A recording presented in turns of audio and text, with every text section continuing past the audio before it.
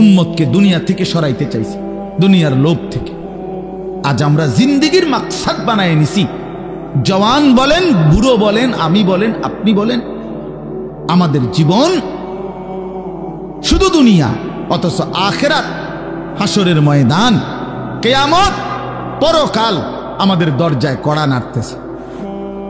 প্রতিনিয়ত আমাদের সামনে যে মানুষগুলো মৃত্যুবরণ করতেছে, এরা যেন আমাদেরকে হাত নেড়ে নেড়ে, কড়া নাইরা নাইরা যেন বলতেছে, আখিরাতের দিকে যাচ্ছি, তুমিও আইসো। ঠিক না? এই জন্য কবর জিয়ারতের দোয়া আছে সালামের সাথে। ওমর ফারুক ভাই নিরা হয় না? হারে বেটা, বেচারাও আমার তো বড় বক্তা, ওরা নিচে বসে হায় হায়। তো কবর জিয়ারতের দোয়ার মধ্যে, সালামের মধ্যে এটা অংশ আছে, আনতুম লানা সালাফুন ওয়া নাহনু লাকুম তাবাউন। হে কবরবাসী, আপনি তো আমার আগে চলে গেলেন, অচিরেই আমি আপনার পিছনে পিছনে আসতেছি। ওয়া নাহনু লাকুম তাবাউন, আমরা আপনার পিছনে পিছনে আসতেছি। আপনাকে সালাম, আপনাকে সালাম। এইভাবে তো আল্লাহ নবী সাল্লাল্লাহু আলাইহি ওয়াসাল্লাম কোরআনের আয়াতগুলো, সূরাগুলো অধিকাংশই আপনাদেরকে, আমাদেরকে ভাই বুঝাইতে চাইছে আখিরাত, পরকাল। কত ভাবে ইকতারাবা লিন-নাসি হিসাবুহুম ওয়া হুম ফি গাফলাতিন মুরিদুন। আল্লাহ তাআলা বলে, বান্দা, হিসাবের সময় তো কাছায়া গেল, আখিরাত তো চলেই আসলো, কিয়ামত তো চলেই আসলো, আজও তো তুমি গাফিল হয়েই রইলা। 40 বছর হয়ে গেছে, 1 বছর শেষ হইছে, এভাবে বুঝি নাফরমানিতে পড়ে রইলা বান্দা। 365 দিনে কোনদিন ছেলেরা, তোমরা যারা ফজরের নামাজ পড়ো না, তুমি বলো না বাপ, এত শক্ত, এত পাষাণ কেমনে হইলা? 1টা বছর কোনদিন ফজরের নামাজ পড়ো নাই, এত বড় নিকৃষ্ট জানোয়ার মুসলমানের বাচ্চা কেমনে হয় বলেন? এত বড় জানোয়ার একটা মানুষের বাচ্চা কেমনে হয়? এটা কি পরিমাণ হাইওয়ান, এটা কত বড় হাইওয়ান, এটা কত বড় জন্তু, কত বড় পশু। 1 বছর 365 দিনে এই হাইওয়ান কোনদিন ফজরের নামাজ পড়ে না। শুধু 1 বছর, খবর নিলে দেখবেন 10 বছর, খবর নিলে দেখবেন 5 বছর। জানোয়ারের মতো, ইহুদির মতো, খ্রিস্টানের মতো চুল রাইখা তৃপ্তি বোধ করে, এর চাইতে অসভ্যতা, এর চাইতে নিকৃষ্ট রুচি, এত বিকৃত মানসিকতা কোন জন্তু জানোয়ারেরও হয় না বেটা, জন্তু জানোয়ারের। তোমরা যে সমস্ত ছেলের চুল ইহুদির মতো, খ্রিস্টানের মতো, বেঈমানের মতো বেটা, তুমি একদম নিম্ন রুচির মানুষ, একেবারে ফসা মানুষ বেটা, তুই বেটা ফালতু লোক বেটা, তুই বেটা, তোর কোনো রুচি বলতে কিছু নাই বেটা, তোর কোনো রুচিবোধ নাই বেটা। কার মতো মুসলমানের বাচ্চা হইয়া, মুসলমানের ঘরে জন্ম নিয়া বেটা, আল্লাহর আজান শুনলি, ডান কানে বাম কানে তোরে আজান দিছে, এক পবিত্র মা তোরে 2টা বছর দুধ পান করাইছে বেটা, কোন শরমে বেটা তুই ওই বেঈমানদের মতো চুল কাটলি বেটা? ওদের কোনো জাতপাত আছে বেটা? ওদের কোনো ইজ্জত আছে না সম্মান আছে? আল্লাহ তাআলা কোরআনুল কারীমে বলছে, ইন্নামাল মুশরিকুনা নাজাস। কোরআনের আয়াত কিনা? আল্লাহ বলছে সমস্ত মুশরিক নাপাক, নাজাসুন নাজাস।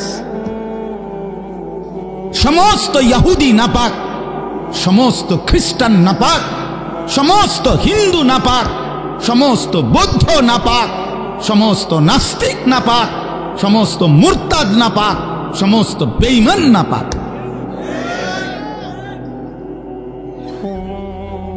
কার মতো বেটা চুল রাখলি বেটা? কারে যাইকা বেটা পেশাব করে পানি লস না বেটা? কোন অসভ্য থেকে শিখলি বেটা? এটা কার থেকে শিখলি? জীবনে 2-4 অক্ষর পড়ালেখাও করো নাই?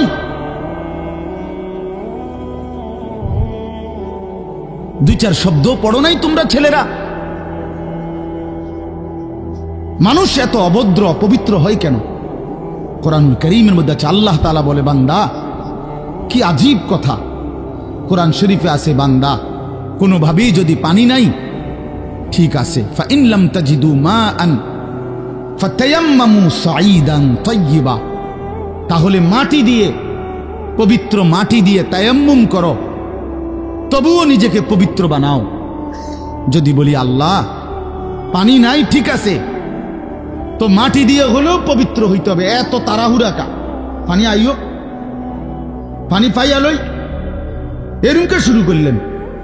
কোরআন শরীফের সরাসরি আয়াত, আল্লাহ তাআলা বলে, জানো, ওয়ালাকিন ইউরিদু লিইউতাহহিরাকুম, আল্লাহ বলেন আমি না আমার ইমানদার বান্দাকে সারাক্ষণ পবিত্রই দেখতে চাই। দোস্ত আমার, এটা কোরআন শরীফের আয়াত।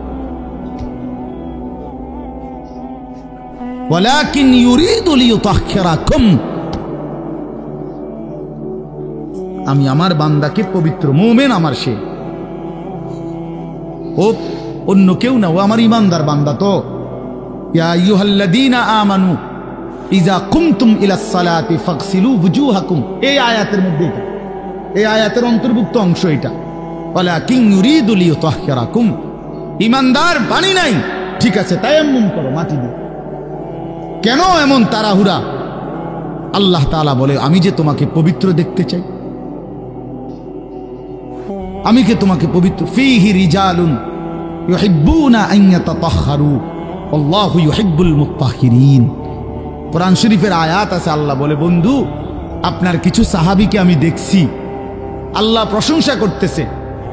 মদিনার কুবা একটা এলাকা, যেখানে নবীজি মদিনার মক্কা থেকে হিজরত করে এসে প্রথম ঢুকছিলেন। এই হিজরত করে আইসা প্রথম যেখানে ঢুকছেন, এই জায়গাটার নাম হলো কুবা নগরী। কুবা, কি নাম? এই কুবা। এই এলাকার যারা সাহাবী ছিল, ওনাদের একটা অভ্যাস ছিল, ওনারা ওই সময় পানির তীব্র সংকট ছিল, পানি কম ছিল আর কি। তো তীব্র পানির সংকট থাকার পরেও ওনারা খাবারের পানি, রান্নার পানি,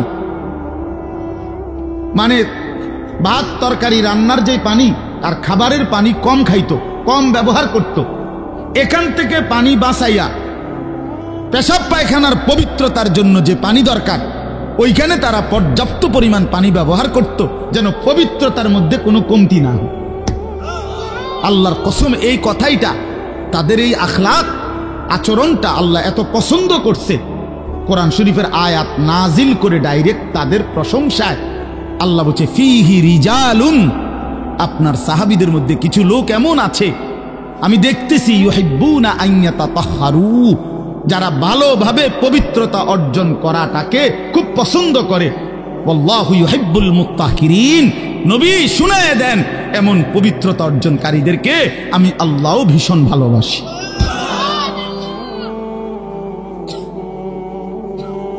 তোরে আল্লাহ ঘৃণা করে। যুবক, তোদের যাদের প্যান্টে পেশাব, তোরা যারা টয়লেট পেপার ব্যবহার করো না, তুই নিকৃষ্ট রুচির মানুষ বেটা, ফালতু বেটা, ফালতু বেটা। চুল কেবল চুলের পিছনের দিকে ফিরাস বেটা, হাইতে মানে এটা কেমন লাগে? হ্যাঁ, সামান্য সামান্য সহপাঠী বা সামান্য সেরকম আর সেরকম লাগতেছে তোরে দোস্ত, জিঙ্গাইলে না বলে সেরকমটা কেডা? সেরকম ঠিক আছে লাগতেছে, আমিও কই, কিন্তু সে কে যার মতো লাগতে আছে?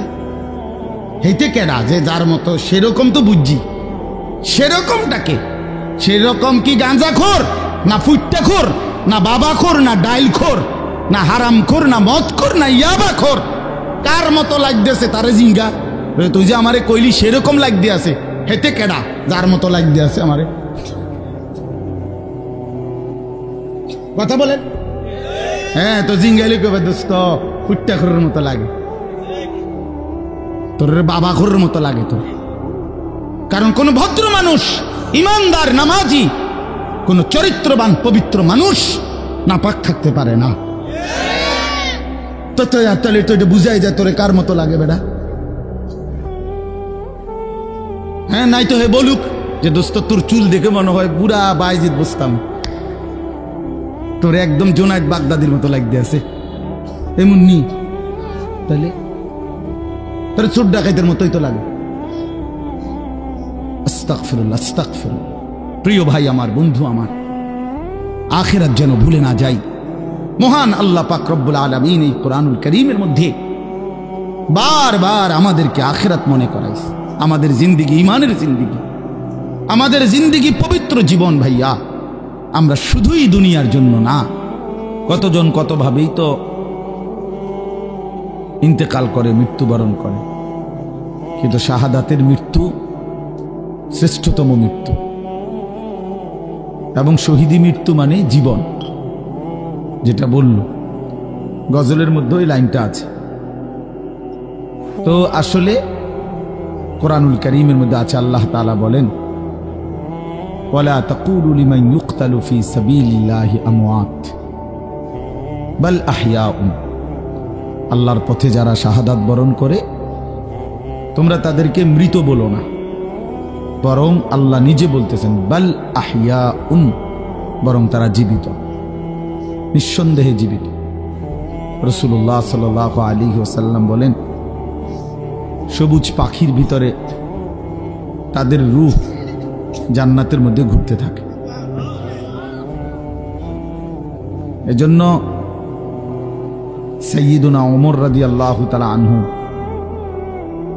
আজীবন তিনি শাহাদাত কামনা করতেন।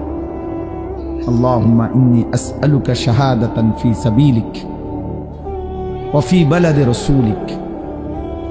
হযরত ওমর রাদিয়াল্লাহু তাআলা আনহু বলতেন যে আল্লাহ, আমি আপনার কাছে শহীদি মরণ চাই এবং নবীর শহরে মরতে চাই, মদিনায়। তো আল্লাহ তাআলা ঠিক যেভাবে দোয়া করছেন আজীবন, ওইভাবেই আল্লাহ তাআলা ওনার দোয়া কবুল করছেন। উনি মদিনাতেই ইন্তেকাল করছেন এবং শাহাদাতের মৃত্যু। ফজরের নামাজের ইমামতি অবস্থায় মসজিদে নববীতে প্রথম কাতারে উনি ইমামতি করতেছিলেন।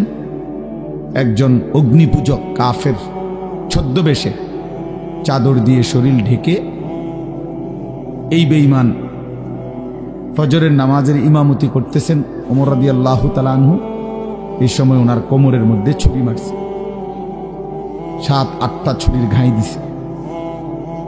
এই অবস্থায় তিনি রক্ত অঝরে ঝরতে শুরু করছে। তো উনি চাপ দিয়া ধইরা আগে পেছন কাতার থেকে, প্রথম কাতার থেকে হযরত আব্দুর রহমান ইবনে আউফ রাদিয়াল্লাহু তাআলা আনহুকে টেনে ইমামের জায়গায় না দাঁড় করায়া, তো বলছে, আব্দুর রহমান, আগে ফজরের নামাজ শেষ করো, তারপরে তোমরা আমারে ধইরো। তো উনি কাটা মুরগির মতো পাশে এই ব্যথায় তড়ফাইছে, কিন্তু সাহাবায়ে কেরাম আগে নামাজ পড়ছে, এরপরে উনারে ধরছে। তো এই আঘাতেই উনি শাহাদাত বরণ করছে। তো শহীদি মৃত্যুও হয়েছে, আবার রসুলের শহরেই মদিনাতেই মৃত্যুবরণ করছে। এবং সবচেয়ে আশ্চর্যের কথা হলো, উনি হলেন শহীদে মেহরাব, মেহরাবের শহীদ। অর্থাৎ নামাজের এই জায়গায় রাসূলুল্লাহ সাল্লাল্লাহু আলাইহি ওয়াসাল্লাম আজীবন যেখানে ইমামতি করতেন, সেইখানে তিনি শাহাদাত বরণ করছেন। আল্লাহ ওনাকে কিভাবে কবুল করছে। এজন্য নওজোয়ান ভাই ছেলেরা, তোমাদেরও এটা মনে রাখা চাই, সারা পৃথিবীর ইসলাম বিরোধী দুশ্মনরা, এই সারা বিশ্বের ইহুদি, খ্রিস্টান, মুনাফিক, নাস্তিক, মুরতাদ, ইসলাম বিদ্বেষীদের একটা বড় ষড়যন্ত্র, তাদের একটা বড় মেন এজেন্ডা হলো সারা পৃথিবীর মুসলমানদের দিল থেকে জিহাদ ফি সাবিলিল্লাহ, আল্লাহর রাস্তায় জিহাদ এবং শাহাদাত, এই শব্দ যেন ভুলে যায়। ভোগ বিলাসিতা, দুনিয়া প্রীতি, দুনিয়া নিয়ে ব্যস্ত থাকা, এই অর্থ সম্পদ, বাড়ি ঘর, দালান, বিল্ডিং, খাট, পালং, সোফা, ফার্নিচার, আর ছেলেপেলেরা মোবাইল, বন্ধুদের আড্ডা, খামখেয়ালি, মানে এর মধ্যেই ডুবে থাকুক, অসভ্যতার মধ্যে, দুনিয়া বাড়ানোর মধ্যে পড়ে থাকুক। এটা হলো বেঈমানের সমস্ত ষড়যন্ত্রের মূল। এজন্য সারা পৃথিবী জুড়ে তারা জিহাদ ফি সাবিলিল্লাহর বিরুদ্ধে, আল্লাহর রাস্তায় যুদ্ধ, এর বিরুদ্ধে জঙ্গি, উগ্রবাদী, টেরোরিস্ট, সন্ত্রাসী ইত্যাদি বহু কিছিমের অপপ্রচার করে লাগাতার অব্যাহত এই পরিমাণ বলতে থাকছে যে অনেক মুসলমান সাধারণ মানুষ পর্যন্ত এটাকে ভয় পাইতে শুরু করছে, যে জিহাদ বললেই আতঙ্ক, কিতাল বললেই আতঙ্ক। অথচ কোরআনুল কারীমের প্রায় 600-র চাইতে বেশি আয়াতের মধ্যে আল্লাহ তাআলা জিহাদ ফি সাবিলিল্লাহর কথা বলছেন। তাহলে এতগুলো আয়াতকে অস্বীকার করার কোনো সুযোগ আছে? বলেন, কিভাবে অস্বীকার করে? কোরআনুল কারীমের একটি শব্দ কেউ যদি অস্বীকার করে তাহলে তো সে কাফের, সে তো বেঈমান। তাহলে কোরআনুল কারীমের মধ্যে আল্লাহ তাআলা বারবার এই কথা স্পষ্ট বলছে। কোরআন শরীফে আছে, মক্কায় মুসলমানরা, কুরাইশরা, মক্কার কুরাইশদের মধ্যে মাঝে মধ্যে বিতর্ক হইত যে কেউ কাবা ঘরে হাজীদেরকে পানি পান করাইতো, কেউ হাজীদেরকে মেহমানদারি করত, কেউ কাবা ঘরের চাবি পাহারা দিত, কেউ কাবা ঘরের সংরক্ষণ করত, কাবা ঘরের ভবন ইত্যাদি প্রস্তুত করত, হাজীদের জন্য তাবু বানাইতো। তো এই খেদমতকে অনেক বড় মনে করত। তো একদিন নিজেদের মধ্যে তারা বলতেছিল যে এইটা সবচেয়ে বড় কাজ। তো আল্লাহ তাআলা কোরআনুল কারীমের সূরা আয়াত নাজিল করে বললেন, না, আল্লাহর উপরে ঈমান এবং জান মালের জিহাদ এটা সর্বশ্রেষ্ঠ কাজ। আজআলতুম সিকায়াতাল হাজ্জি ওয়া ইমারাতাল মসজিদিল হারাম কামান আমানা বিল্লাহি ওয়াল ইয়াউমিল আখির ওয়া জাহাদা ফি সাবিলিল্লাহি বিআমওয়ালিহিম ওয়া আনফুসিহিম লা ইস্তাবুনা ইনদাল্লাহ। তোমরা মনে করেছো হাজীদেরকে পানি পান করানো এবং কাবা ঘর মসজিদে হারামের রক্ষণাবেক্ষণ করা এটা সর্বোত্তম? আল্লাহ বলে, না, আল্লাহর প্রতি ঈমান, ওয়া জাহাদা ফি সাবিলিল্লাহ বিআমওয়ালিহিম ওয়া আনফুসিহিম, আল্লাহর পথে জান আর মালের জিহাদ, এইটা আর ওইটা কশ্চিন কালেও সমানও হইতে পারে না, উচ্চত হওয়ার প্রশ্নই নাই, সমান সমানও না, বরং জিহাদ ফি সাবিলিল্লাহ এটা সর্বশ্রেষ্ঠ। ওয়া যারওয়াতু সানামিহি আল জিহাদ। আল্লাহর নবী সাল্লাল্লাহু আলাইহি ওয়াসাল্লাম বলেন, ইসলামের সর্বোচ্চ চূড়া জিহাদ ফি সাবিলিল্লাহ। কি বলেন?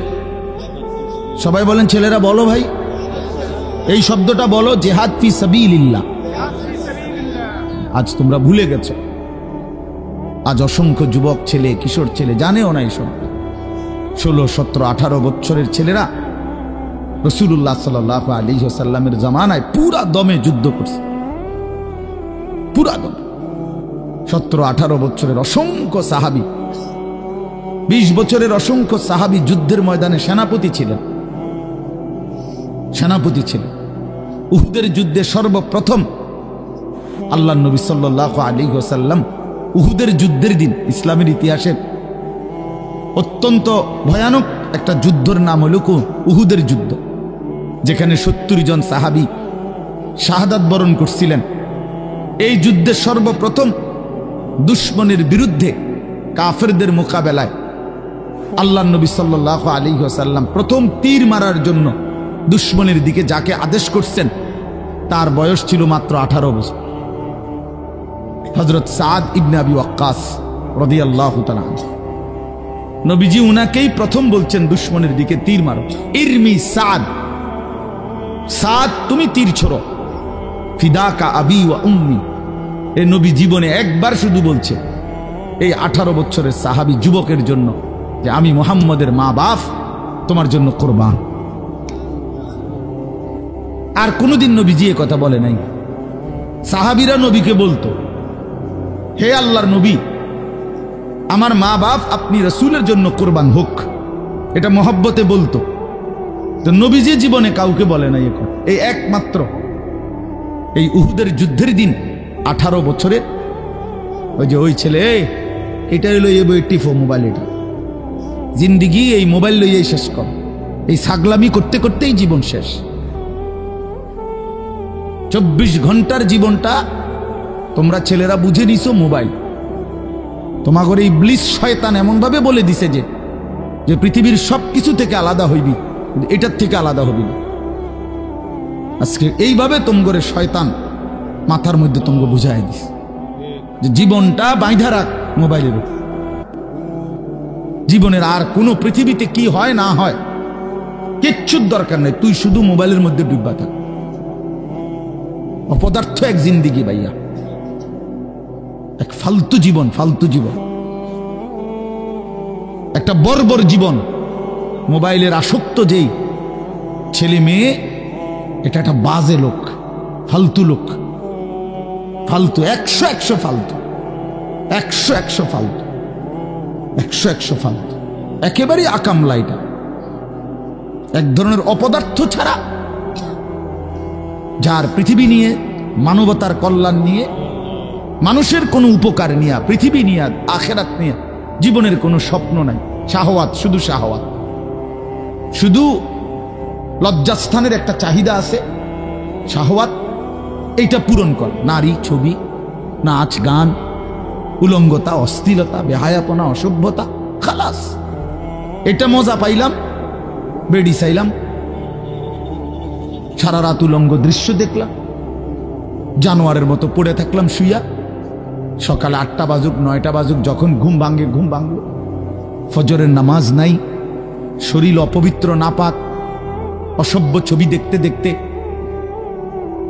শরীর নাপাক হয়ে গেছে। এই অসভ্যতা, এই জানোয়ার মাতালের মতো পড়ে আছে খাটে। যখন ঘুম ভাঙে ঘুম ভাঙল, উঠলো তো উঠলো, নাস্তা খাইলো, আবার ছুটলো, আবার মোবাইল। আহাত, শরীরের পবিত্রতার খবর নাই, আখলাকের খবর নাই, নামাজেরও খবর। কি জীবন এটা!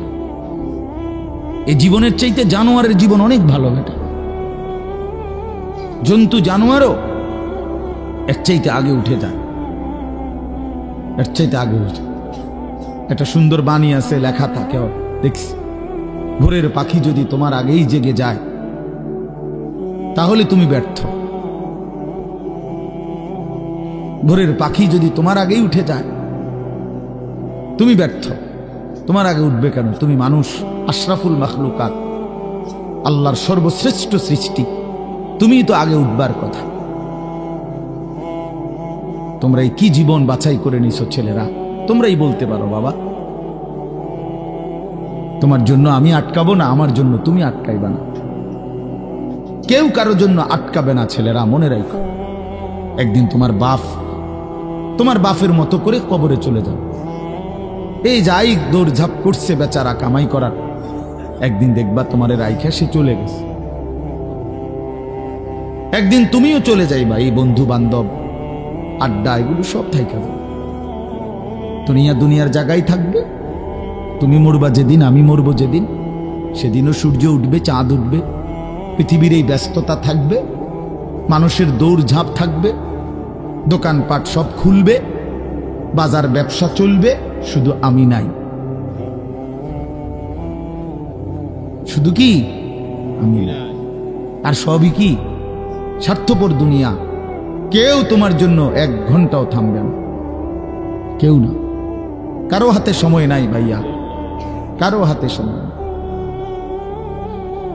বহুতই বড় স্বার্থপর এক দুনিয়া এটা। এজন্য বুদ্ধিমান সে, নবীজি বলছে, আল কাইয়িসু মান দানা নাফসাহু ওয়া আমিলা লিমা বাদাল মাউত। বুদ্ধিমান তো সে যে নিজের হিসাব করে, নিজের হিসাব রাখে এবং মৃত্যু পরবর্তীর জন্য আমল করে। রাসূলুল্লাহ সাল্লাল্লাহু আলাইহি সাল্লাম বলছেন, এক সাহাবী জিজ্ঞেস করছে, ইয়া রাসূলুল্লাহ, মান আকিয়াসুন নাস ওয়া আহজামুন নাস? সবচেয়ে বিচক্ষণ, বুদ্ধিমান, বিবেকবান কে?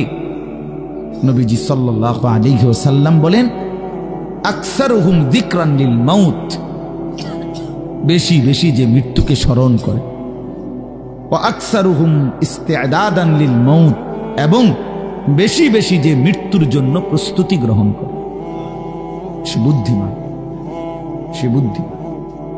কুরআনুল কারীমের মধ্যে আল্লাহ তাআলা বলেন, ওয়া ইন্নাদ দারাল আখিরাতা লাহিয়াল হায়াওয়ান। ছেলেরা মোবাইল যে কয়জন হাতে আছে নামায় ফেলো, হাতের থেকে মোবাইলটা নামায়া শোনো ভাই, আমার দিকে তাকাইয়া শোনো, ভালো হবে ভাই। তো আল্লাহ তাআলা বলেন নিশ্চয়ই আখিরাতের ঘর জান্নাত সেটাই কেবল জীবন, লাহিয়াল হায়াওয়ান, ওইটাই লাইফ, ওইটাই জীবন, এটাই স্টেশন, এটা প্ল্যাটফর্ম। এজন্য ট্রেন স্টেশনে যত অত্যাধুনিক এসি থাকুক, বাসের প্ল্যাটফর্মে যত অত্যাধুনিক রুমই হোক, লোকটা কেবল ছটফট করে, একটু পরপর ঘড়ি দেখে, টিকিট দেখে, বাইরে উকি দেয়, বাস আইয়ে না। আরে ভাই এরম করেন কেন, এসি চলতেছে, বসে না থাকবে। আর ধর্মে আপনার কথা বইয়ে থাকতে পারছি না, ঠিকই না বলে, অথচ কোনো সমস্যা নাই, এতটা অত্যাধুনিক রুম এখানে, তারা নাস্তা টাস্তা দিয়েছে, কিন্তু হের কেবল গড়িসা, সে কেবল টিকিট চায়, সে কেবল জিগা কি ভাই আইলুনি, ট্রেন আসছে না, কারণ এটা যে প্ল্যাটফর্ম, সে এখানে বসতে আসে নাই। রব্বুল আলামিন বলে, বান্দা বিশ্বাস করো, এটা প্ল্যাটফর্ম। মালি ওয়ালিদ দুনিয়া। রাসূলুল্লাহ সাল্লাল্লাহু আলাইহি ওয়াসাল্লাম, হাই উম্মত, দুনিয়ার সাথে আমার কিসের সম্পর্ক? কি সম্পর্ক? ইন্নামা মাসালি ওয়া মাসালুদ দুনিয়া কারাকিবিন ইস্তাযাল্লা তাহতা শাজারাতিন সুম্মা রাহা ওয়া তারাকাহা। হাদিস। নবীজি বলছে আমার উদাহরণ দুনিয়ার সাথে কেমন শোনো, এমন এক পথিক লম্বা পথে বহু দূর কোথাও যাবে, রওনা দিছে, প্রচন্ড রৌদ্র, ভীষণ রৌদ্রে পথিক এতটাই ঘামে ভিজে গেছে যে এই জন্য সে একটা গাছের নিচে একটু বাতাসের জন্য একটু বসছে, শরীরটা যাতে একটু ঠান্ডা হয়, গরম লাগতেছে। তো কিছুক্ষণ পরে শরীরটা যখন একটু ঠান্ডা লাগছে, একটু বিশ্রাম করছে, তা আবার সেই পথিক তার মূল গন্তব্যের দিকে রওনা দিয়ে চলে গেছে। তারা কাহা, গাছটাকে গাছের জায়গাতেই রেখে গেছে। নবীজি বলেন ঠিক এমন আমি তো আখিরাতের পথিক, আমি তো জান্নাতের যাত্রী, আমি তো আখিরাতের মুসাফির, আমি তো যাচ্ছি সেখানে। যাওয়ার পথে মাঝখানে 60 বছর, 63 বছর, 40 বছর, 50 বছরের একেবারে সামান্য একটু সময় ওই গাছের নিচে দুনিয়ায় একটু বিশ্রাম করলাম, একটু বসলাম, আবার একটি নির্দিষ্ট সময় পরে আমি আমার আপন গন্তব্য আখিরাতের দিকেই রওনা দিলাম। দুনিয়া দুনিয়ার জায়গায় রয়ে গেল, দুনিয়া দুনিয়ার জায়গাতেই রয়ে গেল, দুনিয়া পড়েই রইল। কি ভাই বুঝতেছেন এই কথাটা? রাসূলুল্লাহ সাল্লাল্লাহু আলাইহি ওয়াসাল্লাম বলেন, ইয়াকুলু ইবনু আদম মালি ওয়া মালি। কি আজীব হাদিস শুনেন। নবীজি বলেন, হায় বনি আদম সারাক্ষণ কেবল বলে আমার মাল, আমার মাল। দেখছেন গাড়িটা আমার, এই বাড়িটা আমার, এই 10 শতক জমি আমার, এই সোফাগুলো আমার, এই খাট আমার। আল্লাহ নবী সাল্লাল্লাহু আলাইহি ওয়াসাল্লাম বলেন, হাল্লাকা ইয়া ইবনা আদম মিন মালি। কোথায় তোমার মাল? এই বনি আদম মাল তোমার বলতে কে বললো এগুলো তোমার? এগুলো যদি তোমারই হয় তো তুমি যেহেতু চিরস্থায়ীভাবে দুনিয়া থেকে কবরের দিকে চলে যাচ্ছ, এগুলো সাথে নিচ্ছ না কেন? তোমার জিনিস কার জন্য রেখে যাচ্ছ? এই বেটা, ওয়াহাল্লাকা ইয়া ইবনা আদম মিন মালি। কিরে বনি আদম তোর মাল কই? তোর যদি হয় নিচ্ছ না কেন এগুলো? ও মানে মোবাইল আমার, তো আমি এটা নিয়ে যাবো না সাথে এখন, না কেন থুয়ে যাবো? কথা বলেন না কেন? তো তুমি তো দুনিয়া থেকে চলে যাচ্ছ, তো নিচ্ছ না কেন এগুলো? তোমার 10 শতক জায়গা নিবা না? সোফা এগুলো কই রাখা যাচ্ছ? এগুলো নিয়ে যাও, বিল্ডিং নিয়ে যাও। তাইলে দেখে বুঝেই নাও বান্দা, উম্মত তোমার হলো কোত্থেকে? তোমার কেবল 3টা মাল, 3টা জিনিস তোমার। নবীজি নিজে বলছে, ইল্লা মা আকালতা ফা আফনাইতা। যা সরাসরি তুমি খাইয়া শেষ করছো, খাইছিলা, এটা তোমার। আউ লাবিস্তা ফা আবলাইতা। যেটা সরাসরি তুমি গায়ে দিছিলা, পরছিলা পোশাক, তোমার গায়ে পড়তে পড়তে এটি ফুরান হয়েছে, সিরিয়ালাইছ, এগুলো তোমার। আও তাসাদ্দাকতা ফাআমদাইতা, আর যা আল্লাহর রাস্তায় খরচ করেছ, দান, সাদাকা, যাকাত, ফিতরা, হ্যাঁ, হজ উমরার জন্য, গরিব দুঃখী, মসজিদ, মাদ্রাসা, এতিম, গরিব, অসহায় ইত্যাদি ইত্যাদি, যেগুলো তুমি কি করছিলা, সাদকা খরচ করছো আল্লাহর পথে, ফাআমদাইতা, সেটা তুমি আখিরাতে পাঠাইছো, সেটা পৌঁছে। এই তিনটা তুমি। ওয়ামা সিওয়া যালিকা, আর এই ছাড়া বাকি সব ফাযাহিবুন, তোমার থেকে সরে যাবে, চলে যাবে। ওয়া তারিকুহু লিন্নাস, মানুষের জন্যই রেখে যাবে। কি অসাধারণ হাদিস, কি চমৎকার ভাবে নবীজি ব্যাখ্যা করে বুঝাইছেন। ইয়াতবাউল মাইয়িতা সালাসাতুন ফায়ারজিউ ইসনান ওয়া ইয়াবকা ওয়াহিদুন। নবীজি বলেন মানুষের কবরস্থানে তিন জিনিস তার সাথে যায়, দুইটা ফিরে আসে, একটা থেকে যায়। একটা থেকে যায়, যাওয়ার সময় যায় তিনটা। এক নম্বর মালুহু ওয়া আহলুহু ওয়া আমালুহু, তার কিছু মাল, ওই যে লাশের খাটিয়া, আগরবাতি, এই জাতীয় সামান্য কিছু মাল, তার এগুলো তার সাথে যায়। তার পরিবারের এলাকার কিছু সদস্য সাথে যায়, আর তার সারা জিন্দিগির আমল সাথে যায়। তো ফায়ারজিউ আহলুহু ওয়া মালুহু, অতঃপর তার মাল আর তার বংশধর ফিরে চলে আসে। ওয়া ইয়াবকা আমালুহু, কবরে শুধুই তার আমলটুকু থেকে যায়। কি সুন্দর হাদিস, চিন্তা করে দেখেন। রাসূলুল্লাহ সাল্লাল্লাহু আলাইহি সাল্লাম বলেন, নবীজি বলেন, লাউ আন্না লি ইবনি আদামা ওয়াদিয়াম মিন যাহাবিন। উম্মত শুনো, বনি আদম কত লুভী, শোনো মানুষ কত লুভী হয়, দুনিয়া লুভী কি পরিমাণ লুভী হয়, যার কলজার ভিতরে একবার আখিরাত ভুলে গেছে। বিশ্বাস করেন ভাইয়া, ছেলেরা তোমরাও বোঝো ভাইয়া, দুনিয়া যার কলজার ঢুকছে, নারীর লোভ, সম্পদের লোভ, অর্থের লোভ, নেতাগিরির লোভ, তো আল্লাহ রাসূল সাল্লাল্লাহু আলাইহি সাল্লাম বলেন, এই দুনিয়া লুভিকে, বনি আদমকে যদি একটা পাহাড় পরিমাণ স্বর্ণ দেওয়া হয়, লা আহাব্বা আন ইয়াকুনা লাহু ওয়াদিয়ান, সে মনে মনে চাইবে যদি তাকে দুইটা পাহাড় স্বর্ণ দেওয়া হইতো। একটা পাহাড় মানে কি 200 কেজি মাটি, হ্যাঁ, কথা বুঝছেন? একটা পাহাড়ের মধ্যে 200 কেজি মাটি, তো টনে টনে মাটি, টনে টনে, মিলিয়নে মিলিয়নে মাটি। মদিনার উহুদ পাহাড় 8.5 কিলোমিটার লম্বা, এত বড় পাহাড়, এত দূরত্ব, এত উঁচা, যে মসজিদে নববীর এখান থেকে, বারান্দা থেকে, সেহান থেকে দাঁড়াইলেই কি দেখা যায়?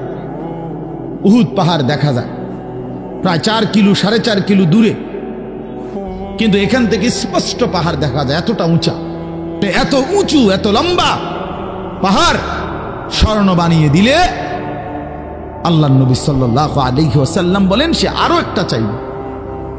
এরপরে নবী বলেন, শোনো বনি আদম, লান ইয়ামলা ফাহু ইল্লা তুরাব, হায় বনি আদমের মুখ ভরবে না কবরের ওই মাটি মুখে মারা পর্যন্ত।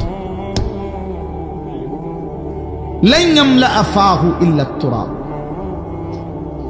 তার মুখ ভরবে না কবরের মাটি ঢুকা পর্যন্ত। আরে শুনেন আশ্চর্য কথা, ছেলেরা বোঝো, শোনো মিয়া, বাবারাও শোনেন, আশ্চর্য কথা হলো এই যে হাদিস, এটা আমি বললাম না যে বনি আদমকে যদি একটি পাহাড় স্বর্ণ দেওয়া হয়, সে আরেকটি পাহাড় চাইবে এবং তার মুখ ভরবে না, কি ছাড়া? বলেন না, কি ছাড়া? এটা তো কি হাদিস, এটা কি? কিন্তু হযরত উবাই ইবনে কাব রাদিয়াল্লাহু তাআলা আনহু, একজন বড় সাহাবীর নাম, সাহাবীদের মধ্যে সবচেয়ে সুন্দর কোরআন শরীফ যিনি পড়তে পারতেন, সাইয়্যিদুল কুররা, কারীদের সর্দার ছিলেন উনি। সাহাবীদের মধ্যে সবচেয়ে সুন্দর কোরআন পড়তেন উনি। কোরআনুল কারীম এত সুন্দর পড়তেন যে আল্লাহ তাআলা সরাসরি নবীজির কাছে জিবরাইল পাঠাইয়া আদেশ করছে, বন্ধু আপনি উবাই এর জবান দিয়া কোরআন শরীফ শুনেন। শুনেন, ওই পড়লে আমার আরশ কাইপা ওঠে। শুনেন শুনেন, আমনে শুনুন। আল্লাহ নবী সাল্লাল্লাহু আলাইহি ওয়াসাল্লাম এই সাহাবীকে ডাক দিয়া বলছে, উবাই ইকরা আলাইয়াল কোরআন, কোরআন শরীফ পড়ো, শোনাও। তিনি বলেন, আমি শোনাবো আপনাকে? আমরাই তো শুনি আপনার থেকে, আপনার সামনে আমি কোরআন পড়বো এই সাহস তো আমার নাই ইয়া রাসূল। আল্লাহ নবী সাল্লাল্লাহু আলাইহি ওয়াসাল্লাম বললেন, আল্লাহ তাআলা তোমার নাম বলে আমাকে আদেশ করেছেন তোমার জবানে কোরআন শুনতে। উনি তিনবার জিগাইছে কথাইটা। এরপরে আসাম্মানি আল্লাহ, ইয়া রাসূলুল্লাহ, আল্লাহ আমার নাম নিছে? বলে তোমার নাম? আমার নাম? হ্যাঁ তোমার নাম। আমার নাম? বলছে হ্যাঁ তোমার নাম। ফাবাকা, তিনি প্রচন্ড ভাবে কাঁদতে শুরু করছে আর বলছে, হায় নবী, এক গোলামের এর চাইতে বড় সৌভাগ্য আর কি হইতে পারে যে তার মনিব তার নাম নিয়েছে, তার মালিক তার নাম নিছে। এর চাইতে বড় ভাগ্য আমার জীবনে আর কি হতে পারে যে আমার আল্লাহ আমার নাম নিছে। যাই হোক, আমার বলার উদ্দেশ্য হলো, এই সাহাবী উবাই ইবনে কাব বলেন, এই যে হাদিস এটা নবীজি আমাদেরকে এত বেশি বার বলছে, বারবার বারবার বলতেন। আমরা প্রথমত কুন্না নারা, এটার সরাসরি তাফসীরে আছে, কুন্না নারা হাদা মিনাল কোরআন, আমরা এটাকেই মনে করতাম যে এটা কোরআনের আয়াত। এত বেশিবার নবী এটা আমাদের সামনে পড়ছে। অর্থাৎ সাহাবীদেরকে দুনিয়া থেকে, দুনিয়ার লোভ থেকে ফিরাইবার জন্য, আখিরাত মুখী করার জন্য, পরকাল মুখী বুঝাবার জন্য এত বেশিবার বলছে এটা। উনি বলেন, আমরা প্রথমত এটা ভাবতাম এটা কোরআন শরীফের আয়াত। হাত্তা নাজালাত আলহাকুমুত তাকাসুর হাত্তা যুরতুমুল মাকাবির, এরপরে যখন আলহাকুমুত তাকাসুর এই সূরাটা নাজিল হইছে, এই আমি এখন যেই সূরাটা পড়ছি তার পরের সূরা, এটা যখন নাজিল হইল তখন আমরা বুঝলাম যে না, এইটা হইল কোরআন, আর এতদিন যেটা মনে করছি এটা রাসূলের হাদিস।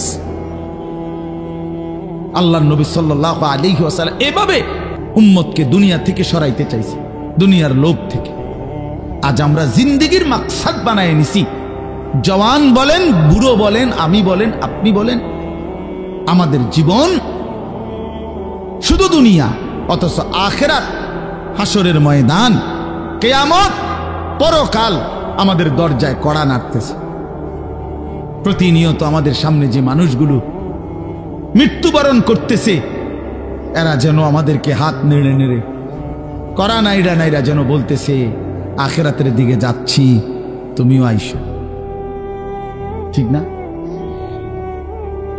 এই জন্য কবর জিয়ারতের দোয়া আছে সালামের সাথে।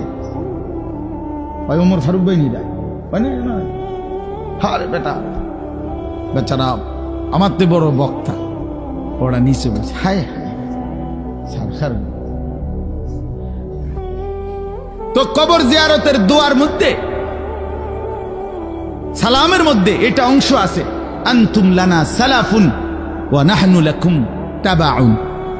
হে কবরবাসী, আপনি তো আমার আগে চলে গেলেন, অচিরেই আমি আপনার পিছনে পিছনে আসতেছি। ওয়া নাহনু লাকুম তাবাউন, আমরা আপনার পিছনে পিছনে আসতেছি। আপনাকে সালাম, আপনাকে সালাম। এইভাবে তো আল্লাহ নবী সাল্লাল্লাহু আলাইহি ওয়াসাল্লাম কোরআনের আয়াতগুলো, সূরাগুলো অধিকাংশই আপনাদেরকে, আমাদেরকে ভাই বুঝাইতে চাইছে আখিরাত, পরকাল। কতভাবে ইকতারাবা লিন্নাসি হিসাবুহুম ওয়া হুম ফি গাফলাতিন মুরিদুন। আল্লাহ তাআলা বলে, বান্দা, হিসাবের সময় তো কাছায়া গেল, আখিরাত তো চলেই আসলো, কিয়ামত তো চলেই আসলো, আজও তো তুমি গাফিল হয়েই রইলা। 40 বছর হয়ে গেছে, 1 বছর শেষ হইছে, এভাবে বুঝি নাফরমানিতে পড়ে রইলা বান্দা 365 দিনে। কোনদিন ছেলেরা তোমরা যারা ফজরের নামাজ পড়ো না, তুমি বলো না বাপ এত শক্ত এত পাষাণ কেমনে হইল? 1টা বছর কোনদিন ফজরের নামাজ পড়ো নাই, এত বড় নিকৃষ্ট জানোয়ার মুসলমানের বাচ্চা কেমনে হয় বলেন? এত বড় জানোয়ার একটা মানুষের বাচ্চা কেমনে হয়?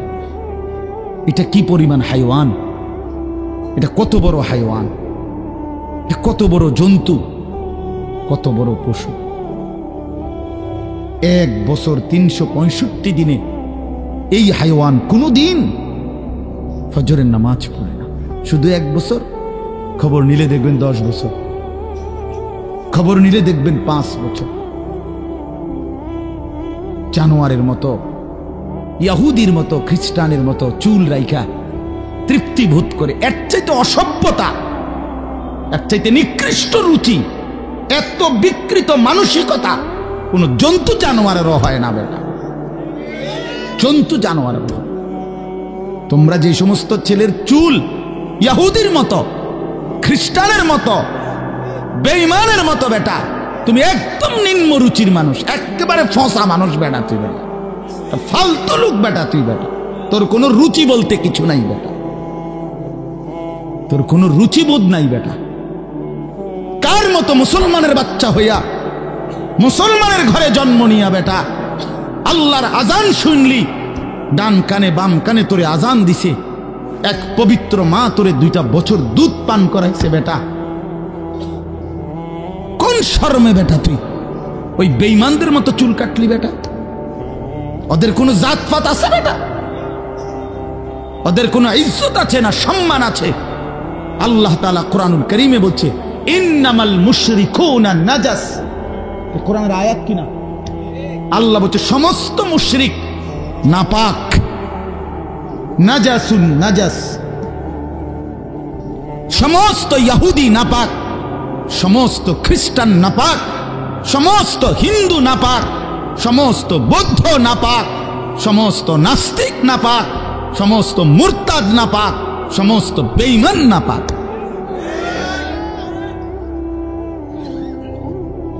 কার মতো বেটা চুল রাখলি বেটা? কারে দেখা বেটা পেশাব করে পানি লস না বেটা? কোন সভ্য থেকে শিখলি বেটা? এটা কার থেকে শিখলি? জীবনে 2-4 অক্ষর পড়ালেখাও করো নাই?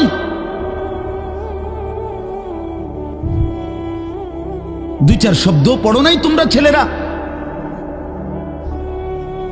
মানুষ এত অভদ্র অপবিত্র হয় কেন?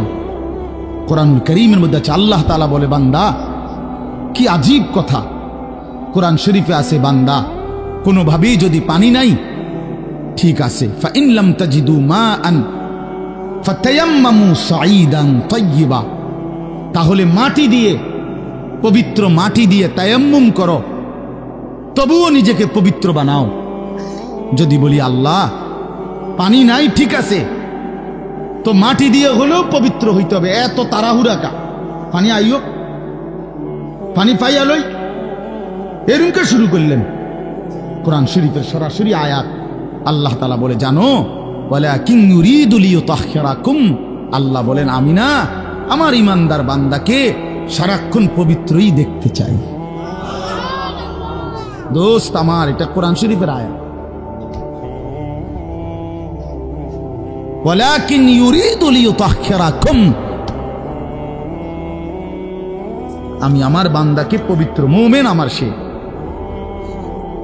ও অন্য কেউ না, ও আমার ইমানদার বান্দা। তো ইয়া আইয়ুহাল্লাযীনা আমানু ইযা কুমতুম ইলাস সালাতি ফাগসিলু ওয়ুজুহাকুম, এই আয়াতের মধ্যে, এই আয়াতের অন্তর্ভুক্ত অংশ এটা। ওয়ালাকিন ইউরিদু লিইউতাহহিরাকুম, ইমানদার পানি নাই ঠিক আছে তায়াম্মুম করো মাটি দিয়ে। কেন এমন তাড়াহুড়া? আল্লাহ তাআলা বলে আমি যে তোমাকে পবিত্র দেখতে চাই,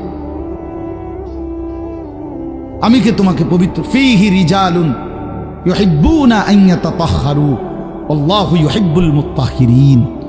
কোরআন শরীফের আয়াত আছে, আল্লাহ বলে বন্ধু আপনার কিছু সাহাবীকে আমি দেখছি, আল্লাহ প্রশংসা করতেছে। মদিনার কুবা একটা এলাকা, যেখানে নবীজি মদিনার মক্কা থেকে হিজরত করে এসে প্রথম ঢুকছিলেন। এই হিজরত করে আইসা প্রথম যেখানে ঢুকছেন, এই জায়গাটার নাম হলো কুবা নগরী। কুবা, কি নাম? এই কুবা। এই এলাকার যারা সাহাবী ছিল, ওনাদের একটা অভ্যাস ছিল, ওনারা ওই সময় পানির তীব্র সংকট ছিল, পানি কম ছিল আর কি। তো তীব্র পানির সংকট থাকার পরেও ওনারা খাবারের পানি, রান্নার পানি, মানে ভাত তরকারি রান্নার যে পানি আর খাবারের পানি কম খাইতো, কম ব্যবহার করত। এখান থেকে পানি বাঁচাইয়া পেশাব পায়খানার পবিত্রতার জন্য যে পানি দরকার, ওইখানে তারা পর্যাপ্ত পরিমাণ পানি ব্যবহার করত, যেন পবিত্রতার মধ্যে কোনো কমতি না হয়। আল্লাহর কসম, এই কথাইটা, তাদের এই আখলাক আচরণটা আল্লাহ এত পছন্দ করছে, কোরআন শরীফের আয়াত নাজিল করে ডাইরেক্ট তাদের প্রশংসায়। আল্লাহ বলছে ফিহি রিজালুন, আপনার সাহাবীদের মধ্যে কিছু লোক এমন আছে আমি দেখতেছি, ইউহিব্বুনা আন ইয়াতাতাহহারু, যারা ভালোভাবে পবিত্রতা অর্জন করাটাকে খুব পছন্দ করে।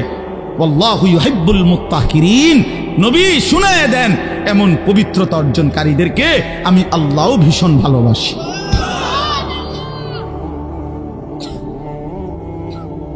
তোরে আল্লাহ ঘৃণা করে। যুবক, তোদের যাদের প্যান্টে পেশাব, তোরা যারা টয়লেট পেপার ব্যবহার করো না, তুই নিকৃষ্ট রুচির মানুষ বেটা, ফালতু বেটা, ফালতু বেটা। চুল কেবল চুলের পিছনের দিকে ফিরাস বেটা, হাইতে মানে এটা কেমন লাগে? হ্যাঁ, সমান্য সমান্য সহপাঠী বা সমান্য সেরকম দার, সেরকম লাগতেছে তোরে দোস্ত। জিঙ্গাইলে না বলে সেরকমটা কেডা? সেরকম ঠিক আছে লাগতেছে, আমিও কই, কিন্তু সে কে যার মতো লাগতে আছে? হেইতে কেডা যে যার মতো? সেরকম তো বুঝছি, সেরকমটাকে। সেরকম কি গাঁজাখোর, না ফুট্টাখোর, না বাবাখোর, না ডাইলখোর, না হারামখোর, না মদখোর, না ইয়াবাখোর? কার মতো লাগতেছে তারে জিঙ্গা? তুই যে আমারে কইলি সেরকম লাগতে আছে, হেতে কেডা যার মতো লাগতে আছে আমারে? কথা বলেন। হ্যাঁ, তো জিঙ্গাইলে কবে দোস্ত ফুট্টাখোরের মতো লাগে, তোর বাবাখোরের মতো লাগে তোর। কারণ কোন ভদ্র মানুষ, ইমানদার, নামাজি, কোন চরিত্রবান পবিত্র মানুষ নাপাক থাকতে পারে না। তো তাহলে তো এটা বুঝাই যায় তোরে কার মতো লাগে বেড়া। হ্যাঁ, নাই তো হে বলুক যে দোস্ত তোর চুল দেখে মনে হয় বুড়া বাইজিদ বসতাম, তোর একদম জোনায়েদ বাগদাদির মতো লাগতে আছে, এমন নি? তাহলে তোর চোর ডাকাইতের মতোই তো লাগে। আস্তাগফিরুল্লাহ, আস্তাগফিরুল্লাহ। প্রিয় ভাই আমার, বন্ধু আমার, আখিরাত যেন ভুলে না যাই। মহান আল্লাহ পাক রব্বুল আলামিন এই কোরআনুল কারীমের মধ্যে বারবার আমাদেরকে আখিরাত মনে করাইছে। আমাদের জিন্দেগি ঈমানের জিন্দেগি, আমাদের জিন্দেগি পবিত্র জীবন ভাইয়া। আমরা শুধুই দুনিয়ার জন্য না, শুধু দুনিয়ার জন্য, দুনিয়ার জন্য আল্লাহ তাআলা কোরআন শরীফ আছে ওয়াদারনি ওয়াল মুকাদ্দিবিনা উলিন নি'মাতি ওয়া মাহিলহুম কালিলা। আল্লাহ বলছে, হে আমার বান্দারা, নাফরমান পাপীদেরকে অল্প সময়ের জন্য দুনিয়া ভোগ করতে দাও, ওদেরকে দুনিয়া খাওয়াইয়া পড়াইয়া এরপরে আমি নিয়ে আসবো, আমি এজন্যই বানাইছি। কিন্তু তোমরা মুমিন, তোমরা ইমানদার, তোমাদেরকে আমি আল্লাহ তাআলা জান্নাতের জন্য বানাইছি, জান্নাতের জন্য। উইদ্দাত লিল মুত্তাকিন, মুমিনদের জন্যই জান্নাত, মুত্তাকিদের জন্যই জান্নাত। একটা বেঈমানও জাহান্নাম থেকে মুক্তি পাবে না।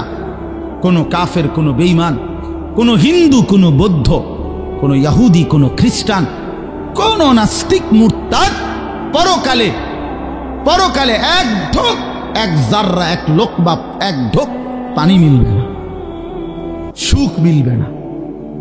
ঈমানবিহীন সমস্ত ভালো কাজ আখিরাতের বিচারে পরিত্যক্ত, মারদুদ, বাতিল। ঈমান শর্ত। মৃত্যু পরবর্তী যেই কোনো বিনিময়ের জন্য উত্তম বিনিময় পেতে হলে কি লাগবে? ঈমান জরুরি, ঈমান জরুরি। ঈমান হারা সর্বহারা, আল্লাহহারা সর্বহারা, সর্বহারা। তো এই জন্য আল্লাহ তাআলা আমাদেরকে বানাইছিনি আখিরাতের জন্য, আখিরাতে নিজের জন্য। খালাকতুল আশিয়া আলি আজালিক ও খালাকতুকা লি। আল্লাহ বলছে বান্দা গোটা দুনিয়া আমি তোমার জন্য বানাইছি, তোমারে শুধু আমার জন্য বানাইছি। সারে দুনিয়া তেরে লিয়ে, তু সিরফ মেরে লিয়ে। বাহ, এই কথা ভাবলেই তো অবাক লাগে। আমার তো খুব ভালো লাগে যে কয় কি মালিক। हाँ, सारे दुनिया तेरे लिए, तू सिर्फ मेरे लिए। গোটা দুনিয়া বান্দা তোর জন্য, যা বান্দা সবটা দুনিয়া তোরে দিলাম, তোকে শুধু আমার জন্য রাখলাম। তু সিরফ মেরে লিয়ে, তুমি আমার জন্য, তুমি আমার হয়ে থাকবা, আমার সেজদা করবা, আমার নামাজ, আমার হুকুম পালন করবা। তো দুনিয়া ও ইজ্জতের সাথে আমি আল্লাহ চালাবো, আখিরাতেও তোমারে আমি আল্লাহ সর্বোচ্চ সম্মানজনক রিজিক, সর্বোত্তম জান্নাত আমি নিজে দিয়ে দেব। ফালানুহিয়ান্নাহু হায়াতান তাইয়্যিবাহ ওয়া লানাজজিয়ান্নাহুম আজরাহুম বিআহসানি মা কানু ইয়ামালুন। রব্বুল আলামিন বলেন দুনিয়াতেও আরামের জীবন দেব, আখিরাতেও সর্বোত্তম বিনিময় দেব। শর্ত কেবল দুইটা, এক নাম্বার ঈমান, দুই নাম্বার নেক আমল। মান আমিলা সালিহাম মিন যাকারিন আও উনসা ওয়া হুয়া মুমিন।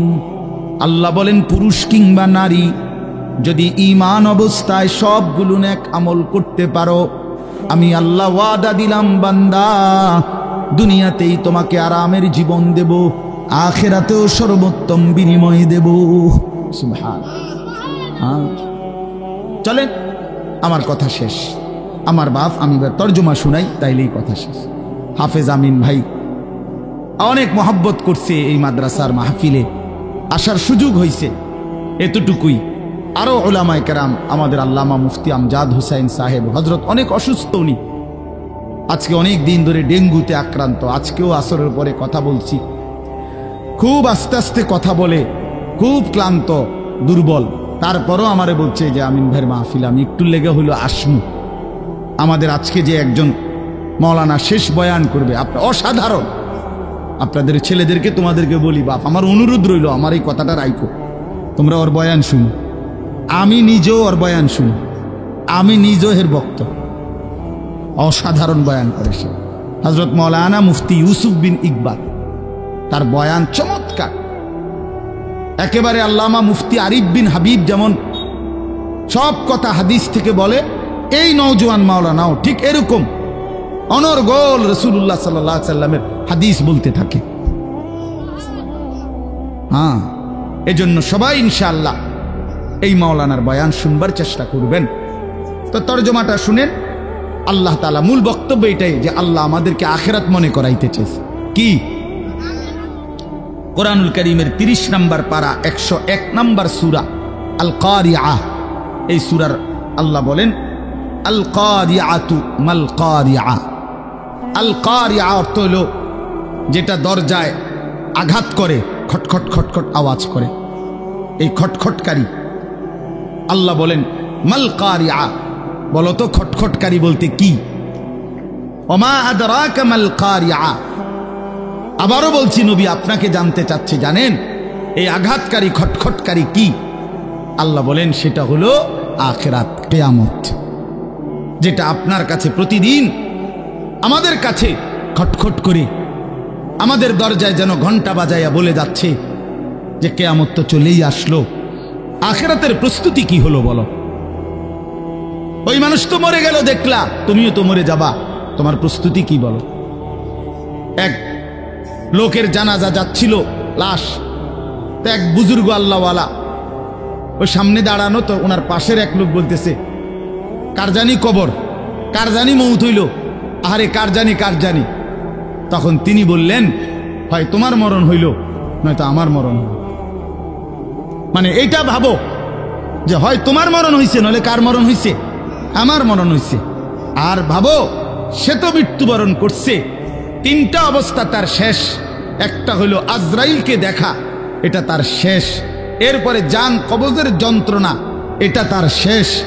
আর জান কবজের পরে তার মৃত্যুটা বিভৎস। অনেকের মৃত্যু হইতে পারত, তার শরীর ছিঁড়া ফেলছে, তার শরীর নিশ্চিহ্ন হয়ে গেছে, এরকম আপনার মৃত্যু হইতে পারত। কিন্তু তার তো স্বাভাবিক মৃত্যু হইল যে তার লাশটা অক্ষত আছে, দেখা যায়। তুমি এবার ভাবো যে তোমার সামনে তিনটা রয়ে গেছে, যে আজরাইল তোমার সামনে কেমন দাঁড়াবে, তুমি চিন্তা করো।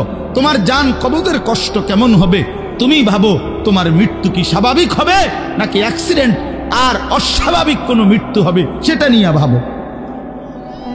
তাইলে প্রতিটা মৃত্যু আমাদেরকে ঘন্টা বাজায়, প্রতিটা রাত আমাদেরকে ঘন্টা বাজায়, প্রতিটা দিন আমাদেরকে ঘন্টা বাজায় যে বান্দা সময় তো চলে গেল, আখিরাতের কি হলো, কবরের কি হলো, পরকালের কি হলো।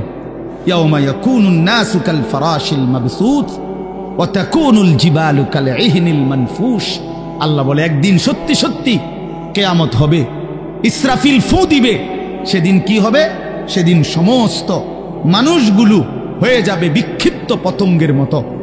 বিক্ষিপ্ত পতঙ্গ মানে আপনারা একদম সহজ বুঝবেন, ওই যে বাতির মধ্যে, লাইটের মধ্যে, আলোর মধ্যে অনেক সময় যে সাদা সাদা পোক এগুলো আসে, এগুলো দেখছেন? এগুলো কি কয়? উলু উলু। এই যে আর একটু বড় বড় সাদা সাদা, হ্যাঁ, এই উলু উলু, এই উলু পোকা। এইটা যেমন মাঝে মাঝে এইভাবে আসে চারদিক থেকে উইরা উইরা আইয়াই পইরা হয় আগুনের মধ্যে, বাতির মধ্যে, আলোর মধ্যে পইরা পইরা মরে, নিচে মরে। তো আল্লাহ পাক বলেন ইসরাফিল ফু দিবে, কিয়ামত শুরু হবে। মানুষ এরকম পাগলের মতো, উলুর মতো দৌড়াইয়া পতঙ্গের মতো চারিদিকে দিক বিদিক শূন্য হইয়া দৌড়তে থাকবে। কেউ বলতে পারবে না কে কোথায় যাচ্ছে, কোথায় দৌড়াচ্ছে, কি হচ্ছে। সবাই অস্থির হয়ে যাবে। এরই মধ্যে যে যেখানে গিয়ে পড়ে যাবে ওইখানেই তার মৃত্যু, ওইখানেই কবর। ওয়াতাকুনুল জিবালু কাল ইহনিল মানফুশ।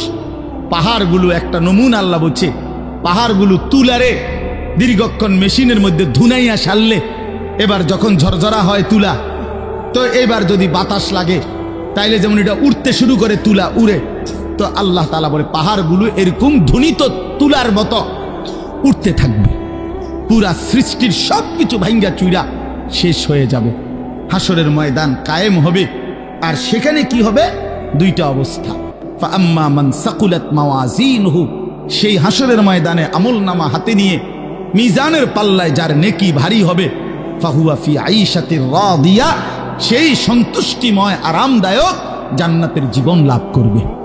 ওয়া আম্মা মান খাফফাত মাওয়াজিনহু ফাউম্মুহু হাওিয়া ওয়া মা আদরাকা মা হিয়া নারুন হামিয়া। আর যার আমলনামা মিজানের পাল্লায় ওজন দেওয়ার পরে হালকা হবে, গুনাহ ভারী হবে, নেকি হালকা হবে, আল্লাহ তাআলা বলেন তার ঠিকানা হবে হাবিয়া নামক জাহান্নাম। আর আল্লাহ নিজেই বলে, নবী জানেন হাবিয়া জাহান্নামটা কেমন? নারুন হামিয়া, একেবারে প্রজ্বলিত ধাউ ধাউ করে জ্বলন্ত আগুন, এটার নামই হচ্ছে হাবিয়া। হাবিয়া। এখানে একটা কথা শুধু বলি, কথা আমার শেষ। এক নম্বর কথা হলো, এই জিন্দিগির মধ্যে যদি আমল বাড়াই তাহলে আখিরাতে জান্নাত হবে। এই জিন্দিগির মধ্যে যদি নাফরমানি বাড়াই তাহলে আখিরাতে জাহান্নাম হবে। এখানে একটা শব্দ আছে ফাউম্মুহু হাবিয়া। এই ছেলেরা, তোমাদের জন্য আমি শেষ এই কথাটা আবার বলে যাই। এই শব্দটার তাফসীর আমি আজকেও পড়ছি, তাফসীরে কুরতুবিতে, তাফসীরে ইবনে কাসিরের মধ্যে আছে। আল্লাহ তাআলা বলছেন ফাউম্মুহু হাবিয়া, নাফরমান পাপীকে হাসরের ময়দানে, এই উম্মুহুর শব্দের অর্থ হলো উম্মু রাসিহি, অর্থাৎ তার মাথার সামনে যে চুল, এই চুল ধরে দাঁড়ানো মানুষটাকে বেইজ্জতি করে নিচে নামাইয়া এরপরে লাথি দিয়া জাহান্নামে ফেলবে। এইটা অর্থ। এই অতএব এই লম্বা চুল, এই বিকৃত চুল ছাড়ো, ছাড়ো, নাই তো জাহান্নামের ফেরেশতা টান দিয়া ধইরা তোরে দাঁড়ানোর থেকে নিচে ফেলাইয়া একটা লাথি দিয়া জাহান্নামে ফেলে দেবে। তখন বুঝবা, তখন বুঝবা। এই জন্য আমি অনুরোধ করলাম, রাগ হইও না, আমি শক্তই বললাম, মনে করো তোমরা এই স্বাভাবিক চুল রাখো, স্বাভাবিক চারদিকে সমান চুল রাখো। এটা কোনোভাবে এটা অসভ্যতা, এটা ফ্যাশন না, এটা জাহান্নামীদের চিহ্ন ভাইয়া, এটা দাজ্জালের চিহ্ন। দয়া করে আমার এই কথা ফিরাই দিও না, ফিরাই দিও না যুবক। নিয়ত করো ইনশাআল্লাহ, ছেলেরা নিয়ত করো, বলো যুবক ইনশাআল্লাহ, পাক্কা নিয়ত করো ইনশাআল্লাহ। তোমাদের যুবক আগামী দিনের জন্য, ইসলামের জন্য রেডি হইতে হবে। তোমরা নামাজ পড়তেই হবে বাবা। আল্লাহকে রাজি না করলে আমার মাতৃভূমিও নিরাপদ থাকবে না। ফিলিস্তিন বহুদিন যাবৎ রক্তাক্ত, রোহিঙ্গা বহুদিন যাবৎ আরাকান রক্তাক্ত, কাশ্মীর বহুদিন যাবৎ রক্তাক্ত। আজ আমার মাতৃভূমিও শহীদ সাইফুল ইসলামের রক্তে রঞ্জিত। এ কথা বেঈমান প্রমাণ করে দিছে। ইসকনের গুন্ডারা, সন্ত্রাসীরা, এই বেঈমানরা প্রমাণ করে দিছে যে মুসলমান সুযোগ পাইলে তোদের কাউরে ছাড়বো না। কি হুজুর, কি পাবলিক, কেউরে ছাড়বো না। হ্যাঁ, বইয়া বইয়া মোবাইল টিপো, বইয়া বইয়া নারী দেখো। একদিন যখন বেঈমান গর্দানে ছুরি রাখবে, সেদিন বুঝবা আল্লাহ কি জিনিস, আল্লাহ কি জিনিস। এজন্য মরলে যদি ঈমানের সাথে মরতে পারি, সেজদা দিয়ে মরতে পারি, আল্লাহর গোলামি করে মরতে পারি, তো এই জীবন যদি চলেও যায়, রক্তে যদি জমিন ভেসেও যায়, কোনো অসুবিধা নেই। ঠিক কিনা বলেন না কেন? মরণ যখন শহীদে মরণ, খালাস, কোনো সমস্যা নাই। ঈমানের মৃত্যু ব্যর্থ না, শহীদের মৃত্যু ব্যর্থ না। কিন্তু যদি নাফরমানির মৃত্যু হয়, যদি বেনামাজি মৃত্যু হয়, যদি শরীর নাপাক, প্যান্ট নাপাক, নারী দেখতে দেখতে, উলঙ্গ ছবি দেখতে দেখতে, তো এই অবস্থায় যদি তোর মরণ হয় বেটা, কি হবে তোমার, কি হবে বাবা? এজন্য দয়া করে আখিরাতের জন্য প্রস্তুতি নাও, পরকালের সামান বানাও, নিজের আখিরাত সুন্দর করো। আল্লাহ তাআলা আমাদের প্রতিটা ছেলেকে তৌফিক দান করেন। বাবারা, আপনাদেরকেও বলি, 60 বছর 50 বছরে আপনারা আখিরাতের ফিকির করেন, কবরের ফিকির করেন, পরকালের সামান কি হলো সেটার ইন্তজাম করেন। খাট পালং, সোফা, ফার্নিচার, এগুলো যেদূর হইছে হইছে, আমনে শেষ না করলেও এটি ফুলাইনে পরে করব, নাতি নাতনিরা আরো বানাইবো, এটি শেষ হইতো না। পৃথিবীতে আমনে মরার পরও গাছ থাকবো। আমনে মইরা যান, কোনো অসুবিধা নাই, আমনে মইরা দেখবেন গাছ মরছে না সব। পৃথিবীতে আমনে মরার পরেও দুনিয়া থাকবে, কাজে দুনিয়া ওরা বাকিরা করবে, আপনি এবার কবরের সামান করেন।